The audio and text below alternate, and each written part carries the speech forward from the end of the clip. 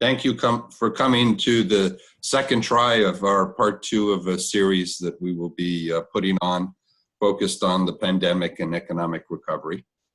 We're honored again to have our guest presenter here, Bob Harris, who doesn't really need any introduction, more to say that he is an association expert with many, many years of experience and a good friend to CIPE, and works with us across the world on many different programs where we are providing support to associations and chambers of commerce.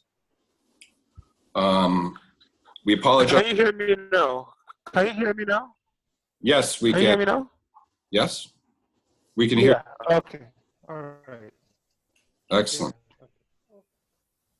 So we're going to ask everybody to mute themselves. If you do have a question, you please use the chat to ask your questions there, and then I will call upon you. If you do have a question as well, then if it's possible, please turn on your video, and that will also give me a hint that that somebody is ready to ask a question. Bob, welcome everyone during the presentation. To raise their hand or to ask a question. So just in terms of trying to keep this organized, we would appreciate if you can start with typing in your question in the chat function, and then I'll call upon you as I see that come through. So again, good afternoon to many of you in Africa, and thank you again for joining us here today. Bob, I'm going to hand this over to you. Super. Thank you. Thank you, Lars, and thank you to CIPE and to all the partners in Africa too. So we appreciate your being here. I look like I lost John Mate, but I hope he returns. Today we've got about an hour, and I'd really like to think that there'll be one or two ideas that you'll be able to use for the sustainability and sustainability and the survival of your organization. I want to tell you that as I talk to associations in the USA, there's light at the end of the tunnel. There's a sense of hope. Almost all organizations, chambers, and associations have canceled their summer programs. That means no income generally, and no events during the summer. But they are starting to look favorably upon October, November, and December. Excuse me. So there is hope. And it's a good feeling to have that opportunity for the October-November period. This is our second or third gathering today. And the first time we talked about messaging and the importance of, do you have a plan? Who is your messenger? Are you transparent? And then some of you had broken down your plan in a couple of different ways, and I was interested in how you had done it. One group had told me that you broke down your plan, so you've got a written plan for your committees, your staff, your board, your partners. One group broke it down as during the pandemic, and then the second part of their plan is recovery after the pandemic. So during the pandemic and recovery, and that was Zimbabwe. And then American Chamber in Nigeria talked about three elements of their current plan. They've got a plan for committees and board and staff. In it is communication, transparency and communication. The second one is advocacy, representing your interests to government and telling your story. And the third one is the social responsibility or the good deeds that your organization is doing. And that is invaluable, to be doing those good deeds and to catalog them and let people know what your members are doing, what your organization is doing. I talked to a couple of groups yesterday, and I wanted to give you about 6 points that I think is making their recovery and their association strong. We'll get to the slides in a couple of minutes, but here's the 6 or 7 points that I found make an association, a business association or chamber of commerce strong. One, they're flexible. They were able to repurpose their in-person events and turn them into webinars. They had more than 1,000 people attend their webinars, and they also are able to use YouTube for education. So they've transitioned from what we can't do anymore into what we can do. They're repurposing their organization. Second, they have a familiarity with technology. Their board, their organization is invested in technology. They're using technology, and they're not fearful of it. And technology is working for the organization to continue to sustain it. Number three is they've got staff that are willing to adapt in these difficult times, whether it's working remote or learning how to use technology, but staff is willing. They've got a board that's also willing. The board is there, they're willing, they've got ideas. The board is their sounding board to the community. Their reputation is stellar. They already are recognized as the trusted resource in their community and indispensable partner to their members. They have sufficient resources. So they've built a budget, and they have some savings, and they're willing to use those dollars to survive this difficult period. And I think the seventh one is collaboration, that everybody I've seen who's been successful has done it with other organizations. So it may be as many as 10 or 20 organizations that represent banking or labor or agribusiness, and are able to collaborate to increase their advocacy and to increase their voice and to share their experience. So I think it's about 7 things that I've seen for successful associations. And I think in the next newsletter, I'm going to type those up for you so you'll have the 7 points of what makes a successful organization. So today, what I'd like to cover with you is the budgeting principles, a contingency budget. So we'll talk about budget. I'd like to talk to you about your strategic plan. I'd like to ask you how many of you have a strategic plan. And I'd like to talk to you about membership and dues and value. If we get through that, that's good. And then I think we have a call next Wednesday, which will be Ask the Experts, and we'll continue to cover what you would like to cover. But as I started out saying, I hope that everyone leaves with 1 or 2 ideas that will improve your organization and make it successful. Michael, can I go to some slides?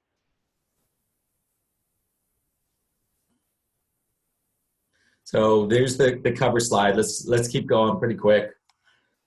We talked about boards of directors, their willingness, their availability. And I would point out on that particular slide, I would say that instead of having long meetings with the board on the telephone or remotely, that I would turn them into 20 or 30-minute meetings so that you're just tackling the urgent issues before the board is distracted and fall off the call.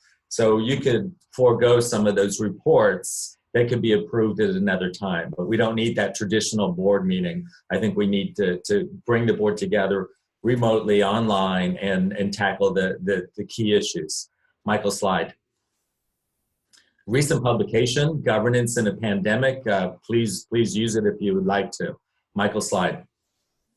I do want to ensure that if your bylaws authorize an executive committee, that you allow the executive committee to meet. That's usually the 4 or 5 officers.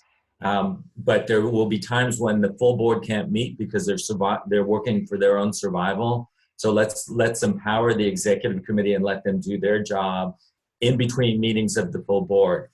I also want to empower the executive director. The Secretary General brings a body of knowledge. They've got the information that they need to help make decisions. I would like to give as much authority that's possible legally to the executive director and the executive committee.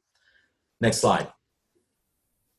Appoint short-term committees is what we talked about last time. Next slide.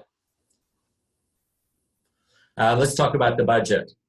So the slide that I prepared has an approved budget, and to the right of it is a contingency budget. And I would expect that either the staff, the treasurer, or the finance committee needs to look at the current budget, recognizing that We've lost revenue from events. We may have had some sponsors or advertisers that have withdrawn. We may have projected that we would have certain membership numbers, and maybe those membership numbers will not materialize because people are not concerned with paying dues right now. So to the right side is a reforecast or contingency budget. So I really suggest that you pause the current budget, you study it, and you rewrite your budget for 2020. So for the next 6 or 7 months, what does your budget look like? Now, I'm a person who always believes that the association should think long-term, the board of directors should be visionary. So it's only during this period that I'm allowing or encouraging the board and committees to think short-term. By January of 2021, I hope they're back into thinking long-term, positioning the organization, serving the members in a way that we know where you'll be in 2021, 2022. But right now, you probably need to write a contingency budget. If you're an organization that has savings, you have some assets or some savings. If you're that fortunate, sometimes they're called a rainy day fund. It's raining. This is the time to, rather than say, oh, we can't do that because we don't have money for laptops or we don't have money to pay our staff. If you have some savings, this is the time to use those savings if that's permissible with your organization and with your registration in your government. In the USA, many associations have a secondary organization called a foundation. So the primary association is there to advocate for members. The secondary organization, the foundation, is there to advance good deeds, to do charitable work.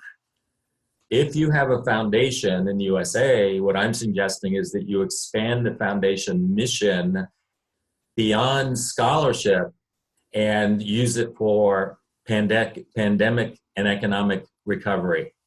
So if there are funds in the foundation, or the foundation, you've got a group that you're working with, they do education and scholarship, I'd really like them to expand their mission. That's not difficult to do, and focus on their efforts on a pandemic and economic recovery. That may be they want to give money to extend people's dues. They may want to give money for equipment for the staff to work remotely. They may want to provide hardship loans or grants to members for their survival. So while the association may not be able to do that, a foundation may. Now this is going to be different cultures, I understand. And then the bottom note on that slide is stimulus packages.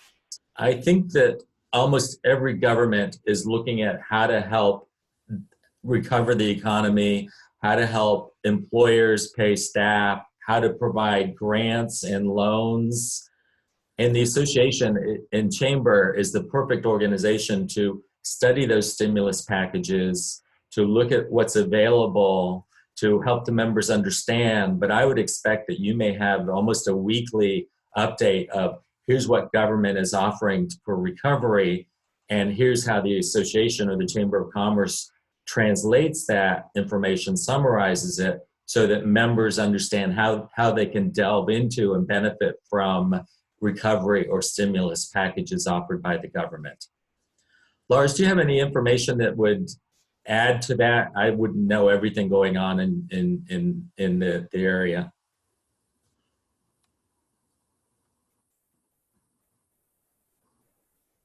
No, just that on our newsletter that we're posting, we are providing some information on association resources. Clearly, every country's stimulus packages or special programs is different. So I would just suggest that people go to the newsletter to get an update. Okay, thank you. So what I'm going to recap that is that if there's any kind of government assistance, it is the role of the association or the chamber to find out about it first. to summarize it so that the members understand how to access it and to communicate it. This is one of those examples that I say the members will judge your organization on how you responded. And when it comes to government support and recovery, those packages expire quickly or used up quickly, and you want the chamber or the association to be able to say, we helped our members understand it, to find it, and to deliver it. So please position yourself to advocate for those packages and to inform your members. And some of those stimulus packages may help the association. So also look into how the government's helping. It may help you pay for employees and may offer you a short-term loan. Let's go to the next slide. There's a couple of principles, A, B, and C. This is what, when I look at a healthy organization, I'm looking for where the resources. So I'm looking at sustainability of your organization. And it's going to be different in every community, but I divide it into dues, membership value. Members are investing their dollars to belong to your organization, and then non-dues. So one of the principles is, have you expanded your non-dues is the best you can, whether it's sponsorship, grants, international grants, product sales, member product sales, a lot of different ways that I'm looking for revenue into the organization in addition to membership. So the organizations that are surviving best have diverse revenue streams. Now, any of you who have questions on this after the webinar, you're welcome to email me and I'll answer your questions. There are three, let me finish, Lars, and I'll continue. B, savings to income.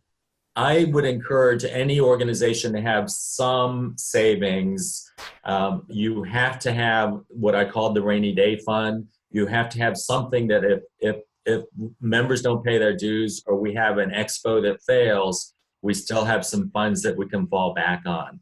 Those are the organizations that are surviving best right now. And if you do have any savings, your board has to be willing to dip into the savings.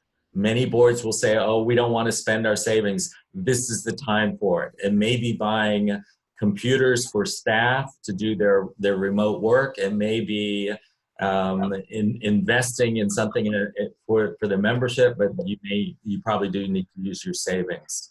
Lars.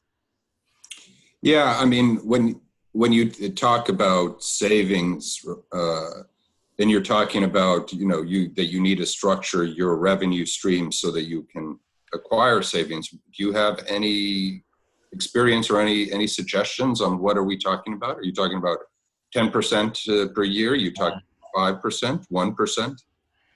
What a great question. So if we could build 5 to 10% of our budget with enough left over to move it to savings, then you're going to develop that reserve to make you a strong organization. But there's actually a different formula, Lars, and that would be, I'm looking for what's the ratio of savings to the budget. So if my budget is $100,000, I hope that we have $50,000 in savings. So the number comes from, could we survive 6 months if there's a crisis? If we lost our membership dues, if we lost our big expo, we lost our international grant, would we still be able to survive for 6 months? So that's to work towards it. 5% of the budget is automatically moved to savings, and then I'd like to work towards an amount that equals 50% of the budget. If you're lower than that, I fully understand. If you're higher than that, now's the time to use those savings if it's permissible. This might be a place to stop to see if there's any questions from our program partners. And I can see in the eyes of LSE, and she's taking notes, and I think she's going to have a question. You have to unmute yourself. This is it. And please, I'm unmuting you. Please introduce yourself and your organization.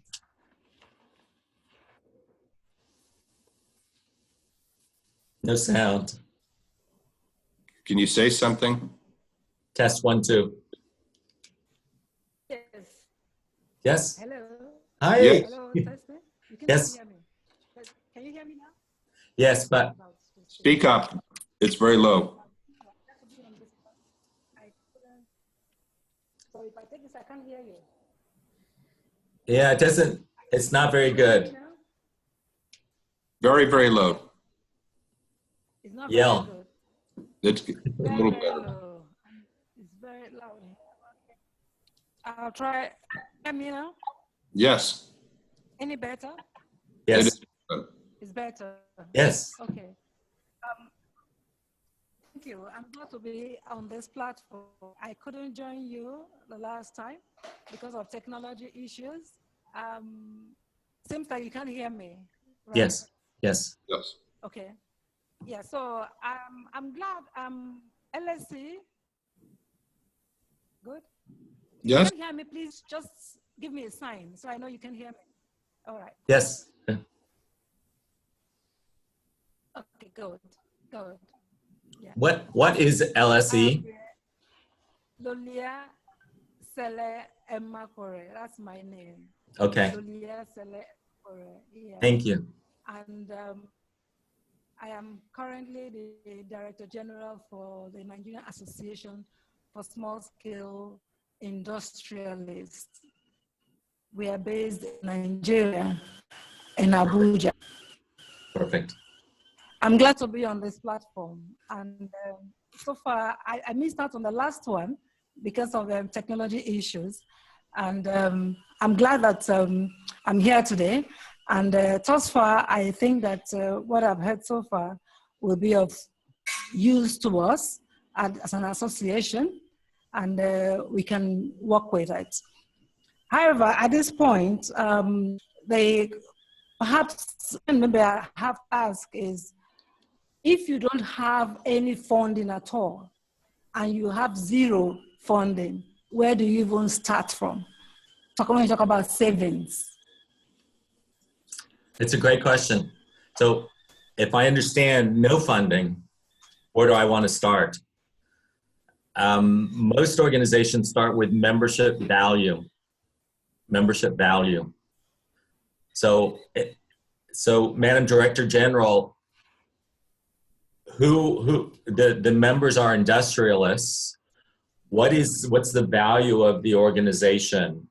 Why would I be interested? And I would pay you a fee, membership dues, because you help me expand my marketplace, because you introduce me within Africa to new opportunities, because you represent my interest to government through advocacy, because you connect me with other people in the supply chain. So we might talk offline, but it starts with what's the value that you offer to members, and are they willing to pay an annual fee for access to this value? They're paying for access to your hard work, to what you're providing to them. And then the secondary income are the events and programs. So you may do an expo, a trade show, an international opportunity that they're willing to pay extra for. So there's different ways to bring in revenue, but I start with what's the value of membership. And I have some samples. I think they're in the slides that will show the value. Hey, Michael, I think that we could find that slide under, we called it return on investment. And it may help. Slide 23, yes, thanks. So this is an organization that identified everything that their members have asked them to do. So if a member calls and says, I need you to connect me with opportunities in Northern Africa. I need you to help me with my hiring employees. I need you to help me with advocacy. This group was able to identify everything that they've developed as benefits for their members. They've identified the value to the members and are able to say, if you're a member of the organization, you will save this much money. So this organization, probably the dues are maybe less than 1,000, and they deliver $3,000 worth of value. This is called a value statement. So they've identified everything the members want, and now that we're having a crisis, this is the opportunity for the chamber and the association to take all those categories of what the members are telling us they need, and for the board and staff to turn them into services and benefits for the members. So this may be the opportunity to develop new benefits and services.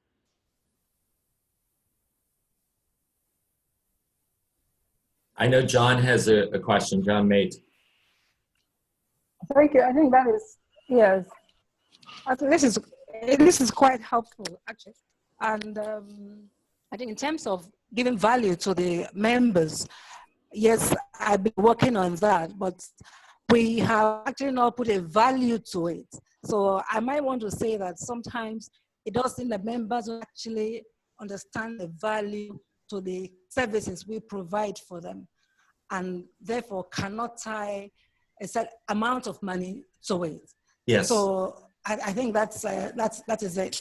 But I think this is very useful, and I'm going to see how we can further use it to educate our members and make them understand that the value that they get from the association actually has monetary, it comes into monetary value and needs to be paid for by each one of them. And again, that will help run the association even better. Good. I'm glad to share the example with you. Yes, thank you.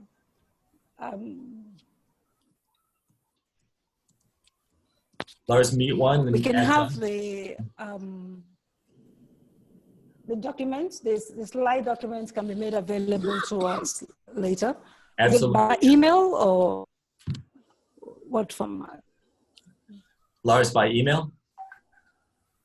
Yeah, if you can send an email to africa@cipe.org, we will make sure that we send that to you. I also believe, John, that you should have registered. If you register, then we have your email, and I'm taking a note here to email you the presentation after. Okay. Thank you. Is there any other question on budget or membership value? Let me go back. John. Yes. Hi, sir. Yes, no, I think I will start from where LC stopped. Yeah? Yes. Right now, we are, okay, I'm saying right now we are in a position whereby membership, maybe like membership royalties, we are not in a position to even ask for it, because those people that have business are also maybe trying to stand with the community, especially the vulnerable groups. Yes. And those people that will need help at a time like now.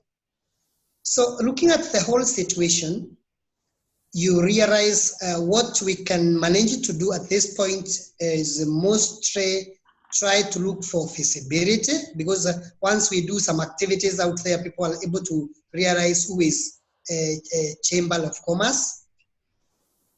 Then you realize at the same time that we are in a period where we will have more expenses than we can even correct revenue, because as at now, our revenue correction is dipping towards zero, while the expenses are going up beyond even what we budgeted for in the beginning.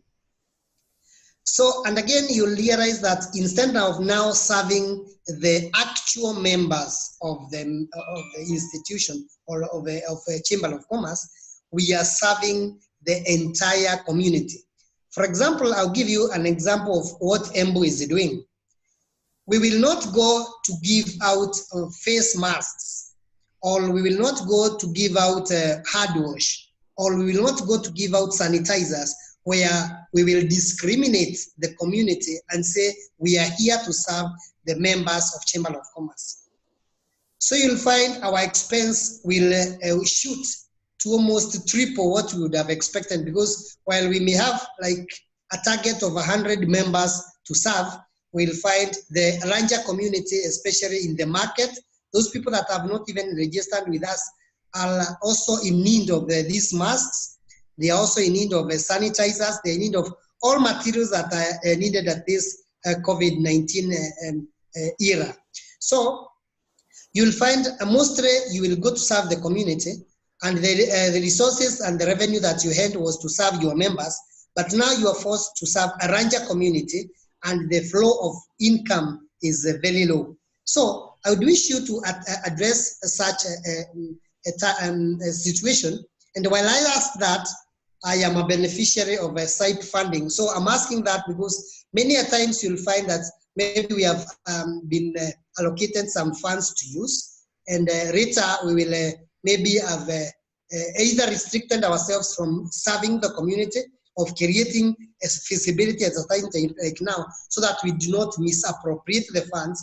Or if we go beyond, then we'll have used the funds maybe in a way that is beyond what we budgeted for. Thank you. Thank you, John. I appreciate what you're doing. I think that every association and every chamber has a bigger perspective, and it's not just about their members, it's about the community. So your good deeds will come back and value the chamber. While you were talking, John, I wrote your strategic plan. Do you have one? Sorry? Do you have a strategic plan for the next 3 years for the chamber? We do. Okay. So here's the priorities that I heard, and maybe your plan changes because of the crisis. But what I see in your plan, based on what you said, was visibility in the community. That's going to benefit you for a very long time. Charitable or corporate social responsibility, the responsibility that you're giving back to the community. So I want to increase the visibility of the chamber through the brand, through social media, I want to ensure that the chamber is the leader in survival of the community through masks and sanitizer and good practices. I want to continue to advocate. So I want to represent the interests of my members to the government so that we can have funding and support and collaborate with government. I want to develop a membership program that brings in members, dollars, value. And my fifth goal is to have a chamber that's looked upon with good leadership. So your 5 goals that I heard, John, mate, are visibility and awareness of the chamber, social responsibility, what you're doing exactly now, advocacy, to work with government, to work with other partners, membership value, delivering value, developing new programs, and the 5th one, a dynamic chamber of commerce with the right leadership and resources. So your question was deeper than that, but it's a start. I'd like to see your strategic plan if you want to share it with me.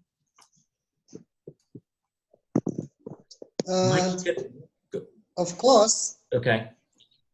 Of course, we would love to share it with you. And do we wish that we mail it later after this discussion, or I didn't understand that part. If you share it with Lars or Yes. Africa CIPE, they will share it with me. And then I will write down my comments back to you. Correct. Okay. So that takes me to the next slide. What you see on the screen is strategic plan. And an organization like John Mate he's got a strategic plan, but the crisis pandemic has probably stopped the strategic plan, and he described now we have to do things in the community for everybody, not just for members. So it's okay to pause or stop the strategic plan for the short term. So I hope that everyone is creating a short-term plan for the year 2020. Your strategic plan is usually 3 years, maybe 3 to 5 years. I want my members, I want my community, my stakeholders to know what's in our strategic plan. It communicates value. Why should I join? It helps the government understand the strength of our organization. So to have a strategic plan is essential, but I understand if you said to me, Bob, we're working on survival right now, we've turned our strategic plan into a 6-month plan. So perfectly fine if you're just developing a short-term plan. What you see on the screen is also a sample of what a modern strategic plan looks like. Most of them have 4 or 5 goal areas because we have limited resources. Also because people don't have time to read too much. So in this particular organization, they have a mission statement at the top. They have 4 goals and a 5th goal. So I think almost every one of your strategic plans from now on will be, for the next year, will include economic recovery. So in this plan, what I see is economic recovery, which will guide the board, the committees, the community, and our work with advocacy for the next year or so. Second is advocacy. How do we represent and communicate the interests of our members through media, through public-private, through government relations? LSE, the third one is membership value. So how do we communicate that and draw members?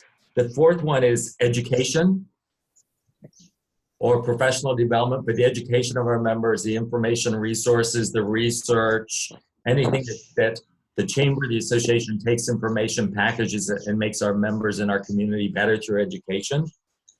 And the 5th goal is the making a better organization, the leadership, the resources, the staff, the technology to have a sustainable organization, chamber, or association. So that's a good strategic plan. What's missing is strategies. And that's where you see the numbers, where now I need to know which committees and which board members are going to work on. So under advocacy, I want to have a relationship with the ministry. I want to ensure that everyone in the ministry or the government agencies know who we are. Under advocacy, I want to have a platform of position papers that represents our industry or our members. Under advocacy, I want to have people on staff who can represent our interests to government. So that's where the numbers 1, 2, 3, 4, and 5 under each one of those would be. So that's a format, a framework of a strategic plan that's easy to communicate, delivers value, demonstrates value to members. It differentiates your organization from other organizations might look like yours. And it's a roadmap for the volunteer leaders who tend to change every couple of years. And another thing I do with this plan, whenever there's a board meeting, I keep it in front of the board. If our board meeting is in the office, I keep it on the board table. And when someone says, I have a good idea, I would always look at the plan to say, well, which part of the plan does your good idea advance? The strategic plan is critical, essential. How are you communicating? It is on your website. Does the board rely on it? Are the committees aligned with the strategic plan? Lars, I think I saw a hand or a question. Yeah, I am just going through if I see, no. I have a question though for you. So are you, just because I know that not everyone's perhaps captured some of what you were communicating. Are you telling us now that instead of having a 30-page strategic plan, you have a 2-page strategic plan? Is that what I'm hearing from you? I am, and Lars, between me and you, and then the others can listen, very few volunteer leaders have time to read anything longer than 3 pages. So I need to keep my communications in. And in a chamber and association, something that comes out of this seminar is that brief is better. Brief is better. The government doesn't have time to read a 30-page document if you can summarize it in 1 page with a executive summary and then maybe some support documents. But brief is better in almost all cases in a chamber and association. Excellent. And then just another question, Bob. I believe on your webpage as well, you have examples of different chambers and associations. I do, and a guide to strategic planning. And I hope that I get the opportunity to talk about it next Wednesday on how to develop a strategic plan if anyone has those questions. Okay, perfect. Michael, let's go to the next slide. Membership dues. We've talked about it. So let me cover this slide and then let's return to any questions. You want to communicate to all members, all prospects, that we are your indispensable partner. And this goes back to what I said, you will be judged on how you responded during this crisis. If you are not proactive, if you're not communicating what members need, they'll lose interest in the organization. So I want to communicate value. You've seen a value calculator. And I want to literally say, we are your indispensable partner. There will be new benefits and services that come out of this pandemic. There will be things that the members say, we need your help with, that your leadership and you will turn it into a value, a benefit, or a service. It may be loans from government. It may be webinars that you've never done before. But you will develop new benefits and services, which reminds me that you may drop some of your benefits and services. During the pandemic, you may find there's something that you're doing that has less value, and you turn to new benefits and services, and you eliminate one of the benefits or services that no longer has the same value. So that's okay to do during the pandemic, is to evaluate everything you're offering, develop new benefits and services based on what the members are saying they need, and to drop those things that may be using precious resources that no longer have value. The last part of that slide says to be proactive, I've explained, but I think you also have to tell the members, like John said, we're helping the entire community, and we're going to potentially extend your dues, offer you more value for the dues you paid, offer you a waiver for 90 days for your dues. But I don't think this is the time to send out a notice to the membership saying it's time to pay your dues. So that's where you see on the right would be a message to the members, we're working hard on your behalf to provide relief for you. We have extended your dues by a year or by months, or we're recognizing that this is not the time to collect dues. So that will be up to your culture and your budget on how you handle that. So, and then the next slide was really the value calculator. Michael, let's go that value calculator and then the next value calculator. This is another example where the organization, and just so you know, it's from Texas. They've identified everything they do for their members, whether it's being available for phone calls, representing them before the government, sending out a weekly email blast, but it all has value. They've identified what the value could be and compared that to what the members may be paying. Let's see if there's any questions on how you're handling membership dues, and especially I've talked to some organizations that they are doing so well right now. People are joining because they recognize that the association or the chamber is essential during this crisis. So membership has gone up because of their advocacy or their new programs they've developed. Any questions, any thoughts?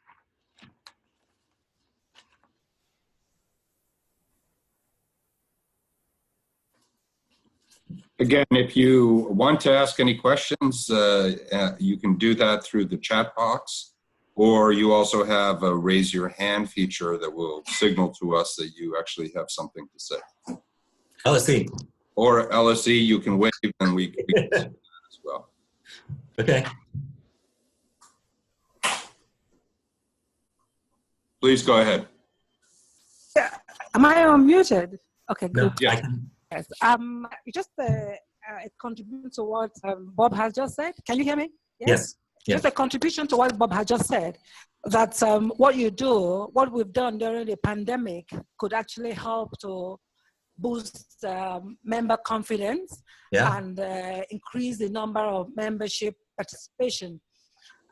We have actually experienced that at the NACI, and because of the government interventions and all of that, which we brought to members, we realized that because before you call for information, you call for membership to come around, you don't get them responding. And we find that, oh, okay, this is government palliatives, government intervention here and there, and we put it forward on the same platforms, and we have so much response coming in. So we're hoping, of course, that after the pandemic, all of those who have come on board will remain and not go back. So we're hoping that as our interventions with government, hopefully will prove to have some positive effect or impact on them, and will help them to stay back and be a bit more forward and more resourceful with the association. Yeah. Thank you. So Lars, I see the Nigerian Association of Industry as a model. And what she just said is, and I love LSE, if you would help write an article on boosting member confidence during a pandemic, boosting member confidence during a pandemic, and how you do it, and then what the results should be in positioning the organization for sustainability and survival and even thriving to be a better organization. So I'm really pleased with what you said. Thank you. Good work. Boosting member confidence in a pandemic. Thank you. Yes, good work. Good work. The pandemic. Okay, we'll see what about that.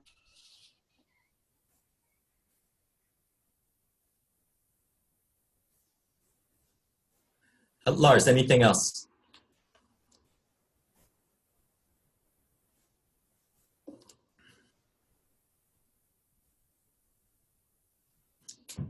Lars, can you unmute yourself? Thanks for the reminder. Again, I'm looking at the group chat. I think we can go on. Okay. If anybody has any questions, again, you have a way to raise your hand as well that will signal to us to call upon you. And Lars, as I said, they are welcome to email you. I'll be glad to respond if there's a way that I can do that. Michael, let's continue to go.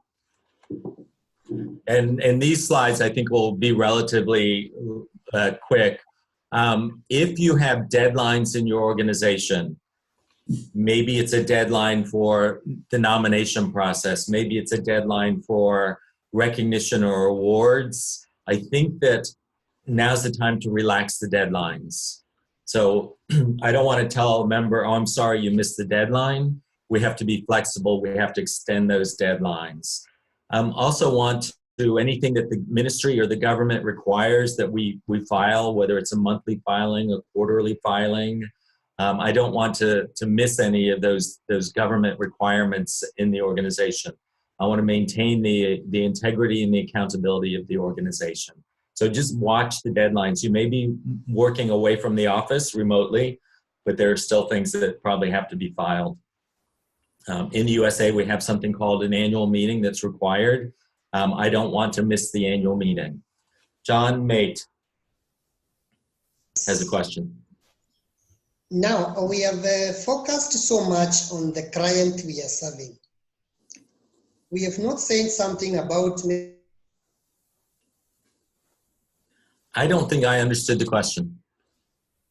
the COVID-19. You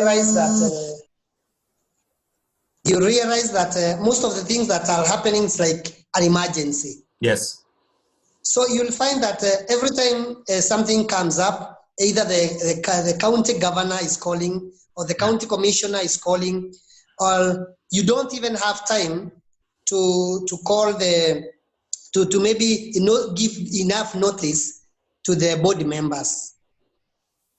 I also would like to hear you talk about that, because sometimes you react on information, and because of the short time of notice that you are given, you realize that many times you don't have time either to sit down with the board and plan for more. For example, you're given a two-hour notice, the county commissioner needs you to be doing something at a certain point in the county. It's also good when you talk about what happens when maybe like me, I'm the chairman. Sometimes I'll be expected to act, then notify the board later. Yes. Other times, maybe I'll notify the board and we don't have time for all of them, especially now we have lockdown for all of them to either participate. I also would like to hear you talk about that, because we have talked so much about what we can do, CSR, the community and the rest, yet we are the board that is doing that, and sometimes we don't have time to readjust. Yes. John, I was ready for the question. Thank you. And a great respect to everyone on the phone, because I know how hard you're working, and I suspect your 8-hour days have turned into 10 and 12-hour days. So here's how I would respond. I cannot convene the board of directors. The government needs an answer within an hour. So I had started this call by saying, let's ensure that the executive committee, the officers, are authorized to make decisions when the board cannot get together. So let's empower the executive committee, and the rest of the board has to understand we have these emergencies now, urgencies, and that we may have to convene the executive committee by telephone. We'll have 3 or 4 people on that call, and they'll make a decision. I also want to authorize the executive director. I don't want the executive director to get in trouble because they made a decision that needed to be made within the hour. And those are the kind of decisions that are happening right now. So I want to authorize the executive director, and the board needs to recognize we've done that. I want to empower the executive committee. John, there's also something called, it's better to ask for forgiveness than to ask for permission. So there are times when I may have to make a decision at the last moment. I want to bring that back to the board and ask for their understanding and forgiveness for the decision that we had to make within the minute. And you are right, the government wants a decision 10 minutes from now. And then finally, John, I want to carefully document everything that we're doing during the pandemic. If we made a decision because the ministry called and they want us to take an action, I want to document that with the traditional set of minutes, or here's the rationale why that occurred. So I want to empower an executive committee. I want to authorize the executive director. I want to take the actions in a timely manner. I don't want the chamber or the association to fail because they didn't respond to the government. And then I want to document everything so that the next time the board of directors meets, and for our own history, we know why these decisions were made. The rationale is documented. I hope that helps just a little bit. There's 2 or 3 things that should be looked at in that area. Michael, let's go to the next slide as we watch the time. the governing documents, you have a set of governing documents. In the US, this is the roadmap or the framework for volunteer leadership. You may have to relax, John, you just said it to you. The governing documents may say that the board has to meet monthly. Well, right now we can't meet monthly, so we're gonna have to relax that requirement. So the board has a mission that they're advancing. We all agree on a mission. It's very clear. It's on your website. You've registered with the government to be recognized by the government with the ministry. You have a set of bylaws that tells the board how to act, especially in the governance. Policies are the wisdom of the board of directors in the past. So we may have a policy on finances or savings. We have a strategic plan, which is the roadmap, and we have the annual budget. And I've said today that you may have a contingency budget. Let's go to the next slide. Cancellations. The main point there is to repurpose the events that you may have to cancel. So I canceled the in-person trade show expo. I can turn that into an online event. It will take your creativity, it will take technology, but I want to repurpose what we've canceled. And I understand cancellations, and I want to be careful that we haven't broken any contracts with partners, with insurance. I have to be careful with the concept of canceling. What you cancel, I hope that you will repurpose. Next slide. Bob, just one quick question on that. If you cancel a major event where you have already, for example, let's give an example. You might be doing a trade show, and therefore you had to spend some money to make a reservation. And you've maybe collected some sponsorship, or maybe you have collected actually people who are going to money for revenues for people who exhibited. Do you need to come up with, you might have expenditures that you've given out. Yeah. Now people might be coming and asking you for money. How do you deal with either both suppliers and perhaps members that have paid for something right now and are looking for their money back? I think it's a wonderful question, Lars. In as often as possible, I want to look at that sponsor and say, I understand we canceled, but we have new opportunities for you later on. So I don't want to give money back unless it's demanded. I hope that they understand that we're now serving the entire community, as John said. And for them to ask for their money back, that puts the organization in a difficult situation.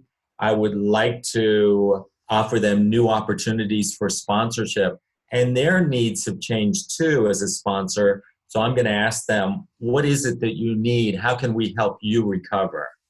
So whether it's a registration of a member, I'd like to transition that or keep it and use it for the next event. With a sponsorship, I want to work with them, preferring not to give a refund, but to position them and help them into the future.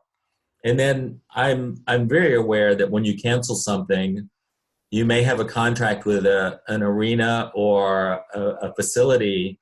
I have to be careful in what that contract says. I have to consider whether or not we have any insurance on cancellations. And I have to look at how acts of God are interpreted. And so I'm always, when there's a cancellation, that's why I want to be careful. I may need to use legal advice to make sure that I'm not doing anything that could damage the association long term. What I'm seeing is that if we've canceled something for May, the event facility is saying, that's fine, we can work with you. Will you hold it here next year? Will you hold it next October with us? So I want to gently respect all the people who have investments and see if we can maintain it and move the investments to later on. Thank you, Lars.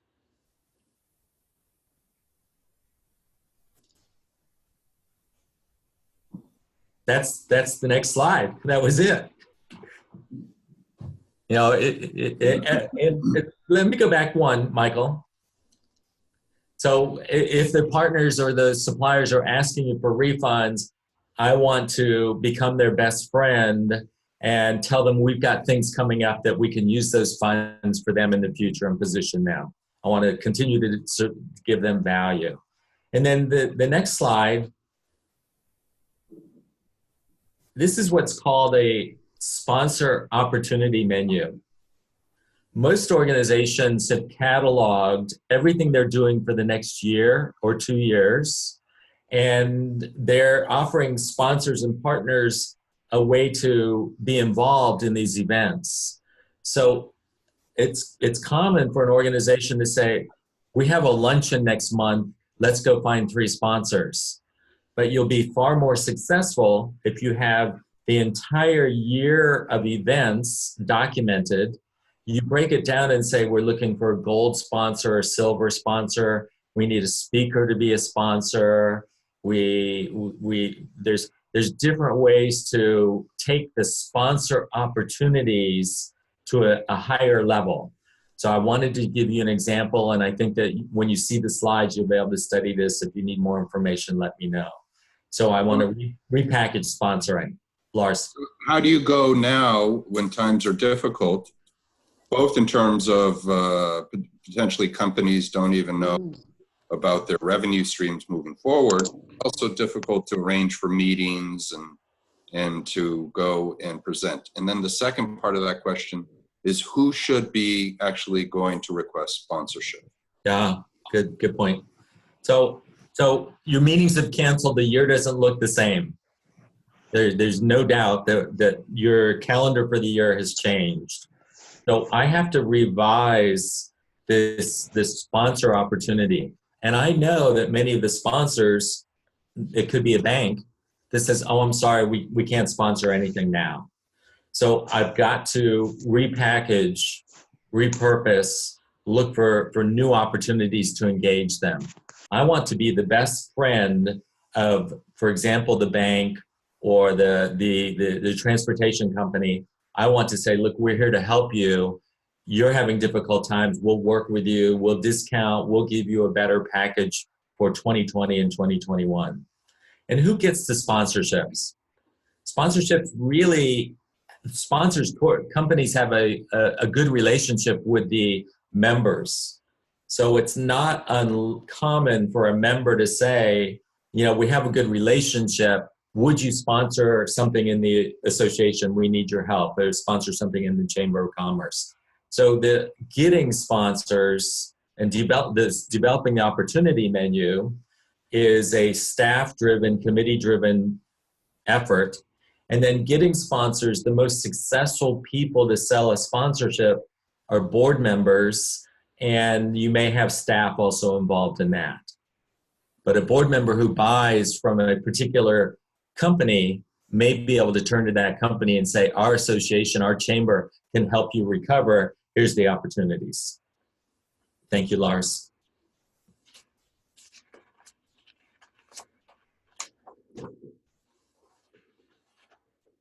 The next slide, advocacy. And Lars, I think I'd like to wrap up with this one. And maybe it goes on to the Ask the Experts next Wednesday. I'm expecting that every chamber, every association, you are the advocate for your members. And now's not the time to say, we're not doing it. Now's the time more important than ever to say we are the recognized advocates for our members. So you're listening to your members, you're cataloging, categorizing what their needs are. You are then looking for solutions from the board, from the members. You're taking those suggested solutions to the government agencies, to the ministry, to local authorities, and asking them to respect your positions. You're giving them the platform and the positions that represent the immediate survival needs of the members. I'll give you an example. At the Swimming Pool Association, the people who build and clean, maintain swimming pools, In Florida, every government agency said they're not important, they can't go to work, we don't need people to clean swimming pools. So the association went to every government agency and said a clean pool is essential to a home, to a community, and they were able to convince every local government that swimming pool cleaning and servicing is essential for hygiene, for recreation, for cleaning. The next step is that the association created a large magnet sign for all the members' trucks that says swimming pools essential to health. So all of a sudden the members, the association got new members because they advocated for their members. They were successful with local government. They made their members an essential service, and they were able to market it by immediately making signs that go on the trucks, thousands of trucks, that say we are an essential service to recovery. So advocacy is critical, essential. You probably have a government affairs committee. You may have staff that is trained in advocacy. The board of directors helps develop positions, but don't let advocacy go away during the pandemic. And I'm confident that everyone on the phone has got an effort in advocacy, identifying your members' needs, categorizing them, and taking the solutions to the government. Lars. Bob, I think we're going to end there. And I think you gave a good plug for what we will be doing next Wednesday, which I believe is May 6th. The idea for our next webinar is to ask the experts. So we will be having Bob Harris, Wumi Badamosi, who is CIPE's country director in Nigeria and has many years experience also consulting with chambers and associations. And then finally, we will also be joined by Grace Mizu, who owns a company called Newest Line Media in Kenya. And she has been working with CIPE for over 6 years, specifically helping chambers and associations in terms of both their internal communications and their external communications. So we welcome you to sign up on the newsletter that we released. There is a sign up for sort of the Ask the Experts. And we also ask you before then to ask any specific questions that you might want to raise next week. It can be anonymous or confidential, where we won't specifically mention the organization, or it can be public so that all can benefit and learn from really the type of issues and the type of challenges you're facing, as well as, I would say, the opportunities. So we won't be having an extensive presentation next week, but we will be having an opportunity really to interact with the 3 association experts on different topics. And we hope and invite you all to join us next week on Wednesday at the same time with that. And now I would also like just to say thank you very much, Bob, for a fascinating presentation. Thank you. It was excellent as always, and I learned a lot today, and I hope the other participants did as well. And I also want to thank specifically Michael and Ryan, who've helped put this together and run this smoothly behind the scenes, even with all. Also, I would add, be sure to spread to your colleagues about these webinars. If you have found them useful, feel free to share them. Share the information about upcoming webinars with colleagues so that they can join as well. Yes, absolutely. That's a great point. Again, thank you, Bob. Just a final, I think we'll go ahead and end the webinar unless anybody has any questions. If you do, just raise your hand quickly. We're happy to continue if that be. I'll give a few seconds to see if there are any hands raised. No, excellent. So enjoy the rest of your afternoon and your evenings. And again, Your weekend. or yeah. Yeah. Thank you. And we look forward to seeing you next week. Thanks again. Bye-bye, everyone. Bye.